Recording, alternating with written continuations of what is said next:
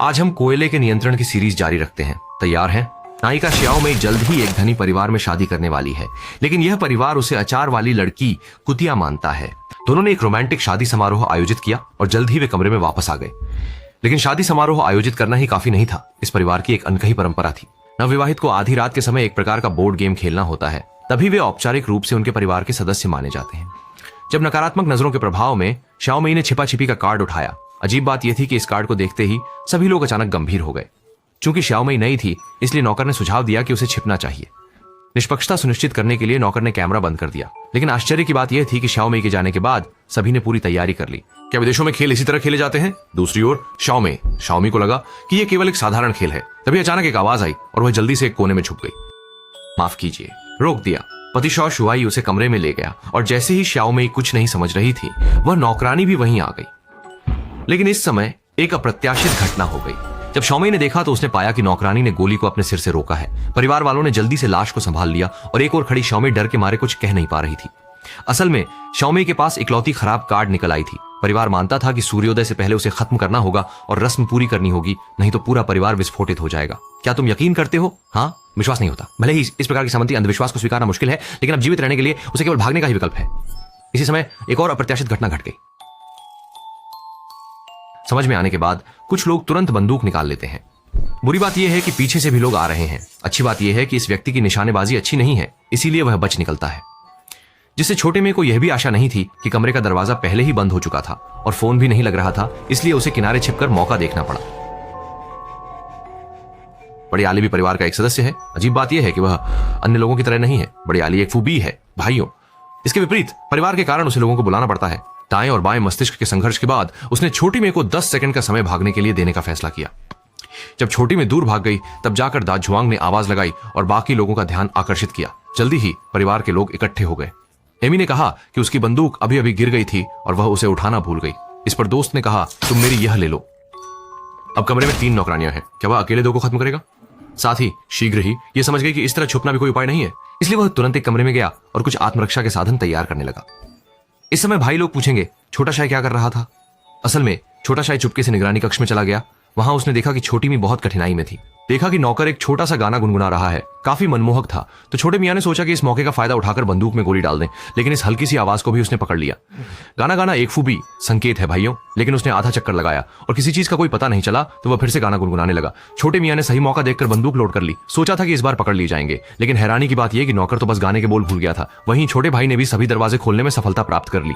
जैसे ही ग्वांजिया आगे बढ़कर देखने गया, एक ठंडी बंदूक की नली पहले ही उसकी ओर निर्देशित हो चुकी थी। देखते ही ग्वांजिया रास्ता नहीं दे रहा था। श्याओमेई ने तुरंत ट्रिगर दबा दिया, लेकिन उसके लिए अप्रत्याशित था कि ये गोलियां सिर्फ प्रदर्शन के लिए थीं।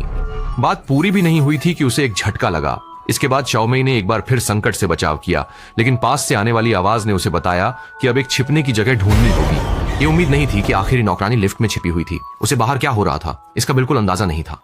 छोटे मैंने उसे दिलासा दिया, कोई बात नहीं, वे मेरे पीछे आए हैं, तुम्हारा इससे कोई लेना देना नहीं है। यह सुनकर उसने थोड़ा सोचा और फिर तुरंत दूसरों को बुलाया और लिफ्ट का बटन दबाया। लेकिन उसने एक बहुत ही जानलेवा गलती कर दी। वह यह थी कि वह खुद को वापस अंदर नहीं खींच पाए।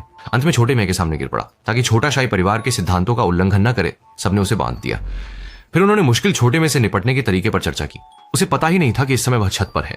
जैसे ही दोस्त मोबाइल में व्यस्त था, उसने मौका देखकर छत से छलांग लगा दी। अच्छी बात यह रही कि दोस्त ने उसे नहीं देखा, जिससे श्याओमेई वहां से भागकर एक भेड़ों के बाड़े में जा पहुंचा।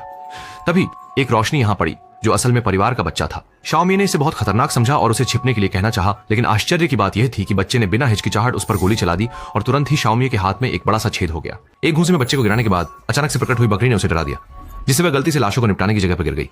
आसपास की शव हड्डियों के अवशेष देखकर छोटी में लगातार उल्टी करती रही, लेकिन इन सबसे अधिक भयानक चीजें घटित हो गईं।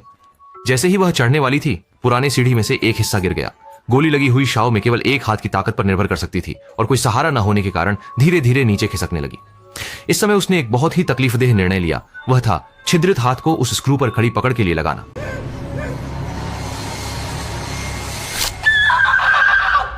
सुअर की तरह चीखने के बाद वह आखिरकार तहखाने से मुश्किल से बाहर आ पाता है, लेकिन उसकी भागने की हरकत को खिड़की पर खड़ी महिला ने साफ साफ देख लिया। लेकिन इस परिवार की महिलाओं की निशानेबाजी में थोड़ी बहुत सामाजिक समझ होती है। उसे केवल मुड़कर वापस हवेली में जाना पड़ा और बटलर को श्याओमेई के ठिकाने के बारे में बताना पड़ा। इसी बीच श्याओमेई बाड़े के पास पहुंची, लेकिन बाड़ की ऊंचाई को देखकर घायल अवस्था में वह हिम्मत हार गई। इस समय पास की रोशनी ने उसे बहुत उम्मीद दी, इसलिए उसने कटने की पीड़ा सहन करते हुए गाड़ी के एकदम पास से गुजरने के 1 सेकंड पहले बाहर निकल गया। लेकिन उसे फिर से जो उम्मीद नहीं थी वह यह है कि गाड़ी का मालिक इस मामले में दखलंदाजी नहीं करना चाहता था। आखिर में वह अकेला ही सड़क के बीच में शराब के नशे में गालियां बकते हुए रह गया।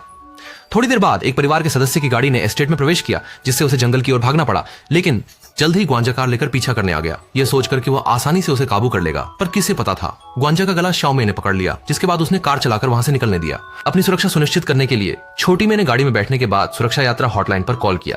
जब उसने पुलिस को बुलाने की जरूरत बताई तो फोन के दूसरी ओर से बताया गया कि यह गाड़ी चोरी की बताई गई है। उसके तुरंत बाद उसने गाड़ी रोक दी।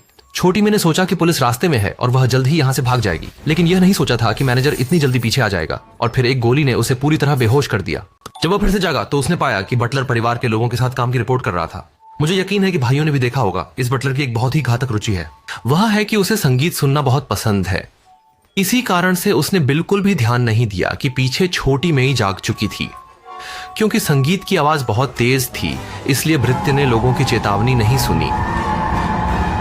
जब शाओमे ने अचानक हमला किया तो कार की दिशा तुरंत नियंत्रण से बाहर हो गई और अंत में दोनों का बहुत गंभीर कार्य दुर्घटना हो गया। यह नहीं पता कि कितना समय बीत गया। शाओमे कार से बाहर निकल आई, लेकिन इस समय द जुआंग हाथ में त्रुटि लेकर स्थान पर पहुंचा। क्योंकि द जुआंग ने शाओमे को एक बार जाने दिया था, इसलिए उसे लगा कि द जुआंग उसे फिर से छोड़ देगा, लेकिन इस बार समय बदल चुका था। छोटी मेई को हराने के बाद पीछे से परिवार का नेता बाहर आ गया। असल में वह हमेशा से ही दाजुआंग पर नजर रख रहा था। अब सूर्योदय होने में 1 घंटे से भी कम समय बचा था। उन्हें जल्दी से छोटी मेई को ले जाकर अनुष्ठान करना था। जब छोटी मेई फिर से जागी तो उसने पाया कि उसे मजबूती से बांध दिया गया है। परिवार के लोग कुछ मंत्र पढ़ रहे थे। उसके बाद एक रहस्यमय तरल पी लिया। इसे अप्रत्यक्ष चुंबन माना जा सकता है ना? आखिरकार जब छोटे माइल चौंके हुए नजरों से देखने लगे तो नेता ने धीरे धीरे अपने हाथ में पकड़ी हुई छुरी को उठाया। लेकिन तभी तरल पीने वाले सभी लोग प्रतिक्रिया देने लगे। तब उन्हें एहसास हुआ कि इसमें द जुआंग ने कोई चाल चली है। हालांकि यह चीज जानलेवा नहीं थी। फिर द जुआंग छोटे माइल को लेकर निकलने की तैयारी करने लगे। उनका मानना है कि एक दिन कोई इस सामंती परंपरा को तोड़ेगा, लेकिन उन्होंने कभी नहीं सोचा था कि वह व्यक्ति खुद होंगे। इस समय पत्नी ने अचानक उन पर बंदूक तान दी। द जुआन को लगा कि वह गोली नहीं चलाएगी, लेकिन अपने ऊपर श्राप की मृत्यु न आए, इसलिए उसने तुरंत गोली चला दी। देखते ही देखते परिवार का एकमात्र अच्छा व्यक्ति उसके सामने गिर गया और इस पल छोटे में ने भी निर्णय लिया कि अब और बर्दाश्त नहीं करेंगे। लेकिन दुख की बात है कि बंदूक में अब गोलियां नहीं थीं, पर यह छोटे में को उसे हल करने से नहीं रोक पाया। फिर छोटे में एक कमरे में भाग गए। इस समय ससुर ने कहा कि यहीं पर छोटे में को खत्म करना है, लेकिन 2 बार में ही उन्होंने उसे असलियत दिखा दी। अचानक फेंकी गई मिट्टी के तेल की लालटेन ने ठीक से घर को आग लगा दी। वहीं दूसरी ओर छोटा शुआई भी बंधन से मुक्त हो गया। जब वह लिविंग रूम में आया तो उसने देखा कि उसका अच्छा दोस्त पहले ही दुनिया से जा चुका है। उसी समय दूसरी ओर शियाओमेई फिर से मुश्किल में पड़ गई। सास ने अपने हाथों से उसका गला पकड़ लिया। जब शियाओमेई लगभग दम तोड़ने वाली थी, उसने जल्दी से मेजपोश पकड़ लिया और अपनी सारी ताकत लगाकर एक तरफ पड़ा कार्ड बॉक्स उठाया। फिर एक के बाद एक बार गुस्सा निकालने लगी और यह दृश्य उसके बेटे शियाओशाई ने साफ साफ देखा। क्षण भर के लिए छोटा शुआई स्तब्ध रह गया। अपना अच्छा भाई और माँ उसके सामने गिर गए। इससे उसे संदेह हुआ कि क्या उसे शुरू से ही शाओमे के पक्ष में नहीं खड़ा होना चाहिए था। थोड़ी आंतरिक संघर्ष के बाद उसने शाओमे को गले लगा लिया। शाओमे ने तुरंत परिवार के अन्य लोगों को बुला लिया। सुबह होने ही वाली थी। उन्होंने जलते हुए घर की बिल्कुल परवाह नहीं की, बल्कि जल्दी से बाधित किए गए अनुष्ठान को जारी रखा। अपने प्रियजन की निगाहों में देखते हुए छोटे शुआई की आंखों में कुछ अधिक दृढ़ता नजर आई। उसने दृढ़ता से खंजर उठाया। अप्रत्याशित घटना ने एक बार फिर से शाओमे को मुश्किल से बचाया। ठीक उस समय लोगों ने देखा कि बाहर दिन निकल आया था। उनके बीच का खेल खत्म हो चुका था। लेकिन अजीब बात यह रही कि जैसा उन्होंने सोचा था वैसा विस्फोट नहीं हुआ। लेकिन दुष्ट बुजुर्ग महिला अभी भी शाओमे को छोड़ने को तैयार नहीं थी। लेकिन अगले ही क्षण असल में ये पुरानी आस्थाएं सच थीं। परिवार के सदस्य हार गए। उन्हें विस्फोट का सामना करना पड़ेगा। ये देखकर शाओ शुआई ने अपनी पत्नी को रोकने की कोशिश की और तुरंत कहा कि वह उनके साथ नहीं है। शाओमेई उससे बेहद निराश हो गई और धीरे धीरे अंगूठी उतार कर उसे लौटा दी। इसके बाद आग ने घर के अंदर की सब कुछ निगलना शुरू कर दिया। अंत में इस खेल से केवल छोटी में अकेली ही प्रासाद से बाहर निकली। शायद वह अब कभी प्यार पर विश्वास नहीं करेगी। कहानी के अंत में छोटी में ने जीत की एक निकोटीन जलाई। यहीं पर फिल्म समाप्त होती है।